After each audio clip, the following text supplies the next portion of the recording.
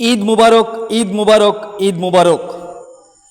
মুর্শিদাবাদ জেলার ভগবানগোলা ২ নম্বর ব্লকের আখেরিগঞ্জ অঞ্চল তৃণমূল কংগ্রেস কমিটির সভাপতি এবং ২৮ নম্বর জেলা পরিষদের মেম্বার জনাব কামরুল হাসান মিল্টন সকলকে ঈদ মুবারক জানালেন।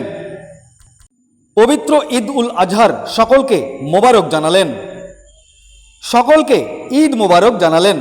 সকলের ঈদ যেন শান্তি শৃঙ্খলাভাবে কাটে তার জন্য আবেদন করলেন এবং পাশাপাশি সকলকে, সমগ্র জাতিকে, সমগ্র ধর্মের মানুষকে ঈদের শুভেচ্ছা জ্ঞাপন করলেন।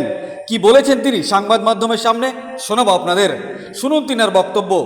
এই ভিডিওটি যারা দেখছেন চ্যানেলটি লাইক করবেন, শেয়ার করবেন আর সাবস্ক্রাইব করবেন। আই লাভ মাই ইন্ডিয়া, মেরা ভারত মহান। আগামী কালকে ঈদ, কি বলবেন? দেখুন, আমাদের সারা ভারত তৃণমূল কংগ্রেসের পরিচালক অভিষেক ব্যানার্জি এবং আমাদের মামাটি মানুষের সরকার মমতা বন্দ্যোপাধ্যায়, আপনারা জানেন, মানবিক মুখ্যমন্ত্রী, তার অনুপ্রেরণায় এবং আমাদের এখানে ৬২ বিধানসভার বিধায়ক রিয়াজ হোসেন সরকার এবং আমাদের মাননীয় এমপি আবু তাহের খান মহাশয় এবং আমাদের ব্লক সভাপতি আব্দুল রবের পরিচালনায় আমরা প্রত্যেকটা অঞ্চল ভিত্তিক সৌজন্যতা বজায় রাখছি।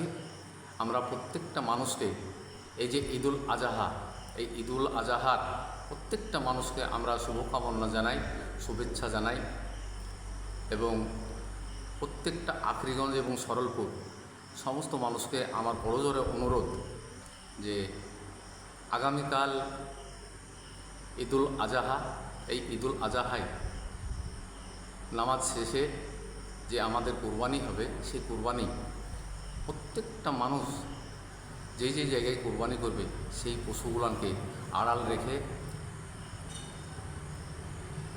মানুষের সঙ্গে সম্প্রীতি বজায় রেখে কুরবানি যেন হয় এবং যে বজ্র পদার্থ যেন মাটির তলে পুঁতে দেওয়া হয়, এই আমার আবেদন। এবং আবারও বলছি যে আমাদের আখরিগঞ্জ অঞ্চলের সমস্ত মানুষ এবং সরলপুর অঞ্চলের সমস্ত মানুষকে আমি অগ্রিম ঈদুল আজহার শুভেচ্ছা জানাচ্ছি।